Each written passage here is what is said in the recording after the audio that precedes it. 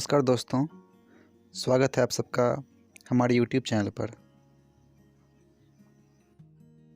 आज हम लोग अध्ययन करेंगे क्लास 10th बायोलॉजी जैव प्रक्रम के अंतर्गत मनुष्य में पोषण का। यदि अभी तक आपने हमारे चैनल को सब्सक्राइब नहीं किया, सब्सक्राइब कर लें और बेल के आइकन को प्रेस कर दें ताकि हमारी हर एक वीडियो की नोटिफिकेशन आपको मिलती रहे। तो आइए शुरू करते हैं। पिछली वीडियो में हमने जाना था कि अमीबा और पैरामीशियम जो कि एक कोशिकीय जीव है, उनमें पोषण एक साधारण विसरण की प्रक्रिया द्वारा होता है।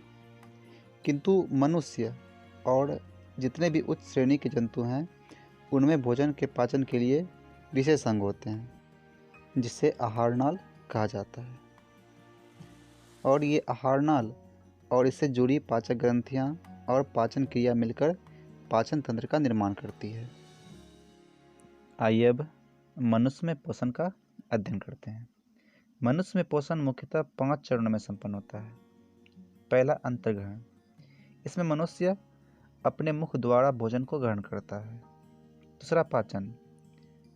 इसमें ग्रहण किया हुआ भोजन विभिन्न एंजाइमों के द्वारा विघटित होता है, यानी सरल अणुओं में टूट जाता है। तीसरा, अवशोषण। इस प्रक्रिया में पचे हुए भोजन का रक्त द्वारा अवशोषण होता है। चौथा, स्वांगीकरण। इस प्रक्रिया में भोजन में उपस्थित विभिन्न पोषक पदार्थों का उपयोग शारीरिक वृद्धि, विकास तथा ऊर्जा की प्राप्ति में किया जाता है। और पांचवा, बहिष्करण। इसमें जो अपशिष्ट पदार्थ होते हैं उसको शरीर से बाहर निष्कासित कर दिया जाता है। आइए अब जानते हैं मनुष्य के आहार नाल के बारे में।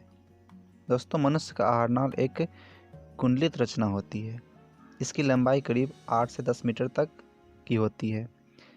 मनुष्य का आहार नाल मुख गुहा से शुरू होकर मलद्वार तक फैला होता है। आइए आहार नाल के विभिन्न भागों को जानते हैं। आहार नाल के प्रमुख भाग निम्नलिखित हैं और आप इसे चित्र में भी देख सकते हैं।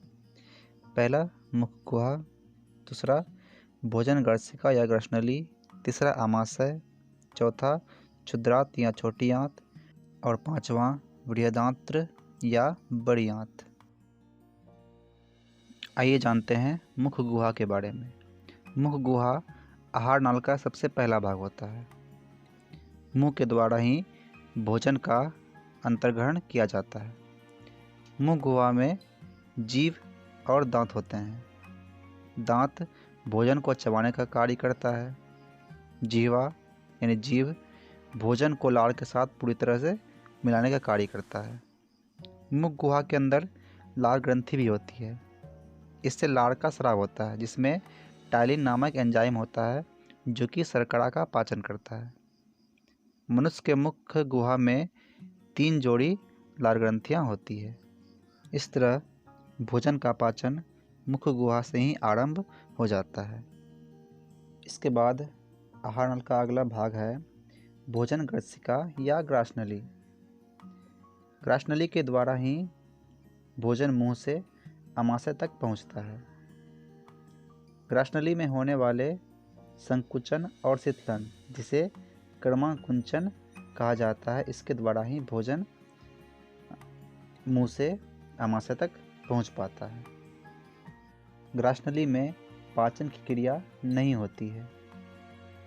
आहार नल का अगला भाग है आमाशय। आमाशय जो होती है वो एक चौड़ी थैली जैसी रचना होती है जो कि पेट में बाईं ओर स्थित होती है। आमाशय 3 भागों में बटा होता है। अग्रभाग कार्डियक, मध्य भाग फुंडिक और पिछला भाग पाइलोरिक कहलाता है। आमाशय से जुड़ी जो ग्रंथियां होती है, जिनसे आमाशय में पाचक रस का स्राव होता है, उन्हें जठर ग्रंथियां कहते हैं। और इस जठर ग्रंथि से जठर रस का स्राव होता है। जठर रस में हाइड्रोक्लोरिक अम्ल, म्यूकस या श्लेष्मा तथा निष्क्रिय पेप्सिनोजन होते हैं। हाइड्रोक्लोरिक अम्ल माध्यम को अम्लीय बनाता है और भोजन के साथ आने वाले बैक्टीरिया को भी नष्ट करता है। साथ साथ निष्क्रिय पेप्सिनोजन को सक्रिय पेप्सिन नामक एंजाइम में बदल देता है। और म्यूकस या श्लेष्मा, ये अमाशय की दीवार को अम्ल से बचाता है, रक्षा करता है। और फिर पेप्सिन प्रोटीन का पाचन करता है। इस प्रकार से अमाशय में जो भोजन होता है वो गाढ़े लेई की तरह हो जाता है, जिसे कायम कहा जाता है। अब जानते हैं छोटी आंत के बारे में। छोटी आंत आहार नाल का सबसे लंबा भाग होता है। इसकी लंबाई करीब 6 मीटर तथा चौड़ाई 2.5 सेमी होती है।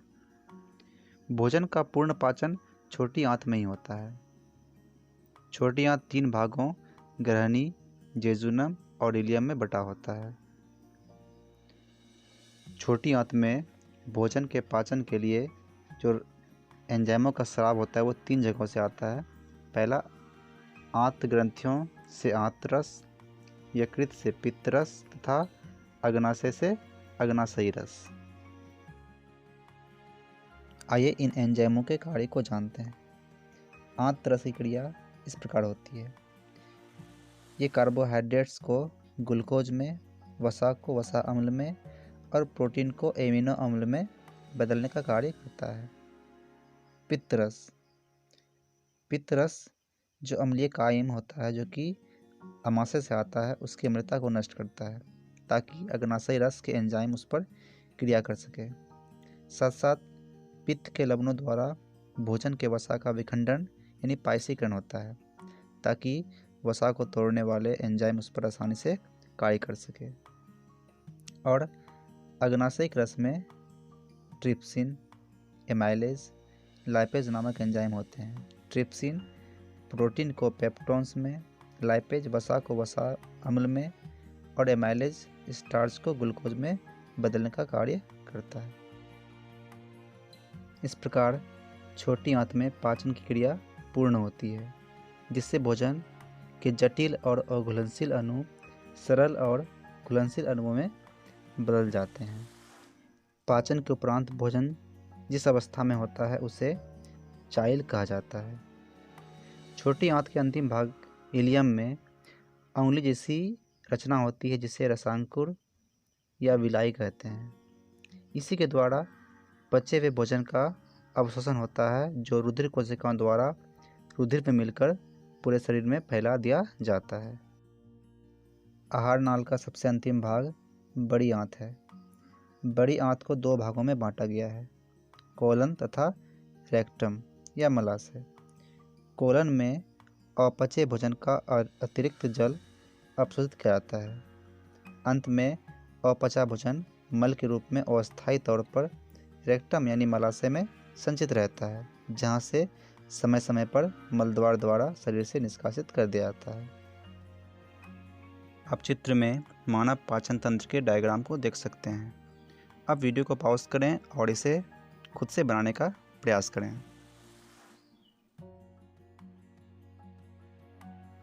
इस प्रकार हमने पोषण प्रक्रम को पूरा समझा। अगले वीडियो में हम इस अध्याय से जुड़े महत्वपूर्ण प्रश्नों का अध्ययन करेंगे। तब तक के लिए आप सभी का धन्यवाद।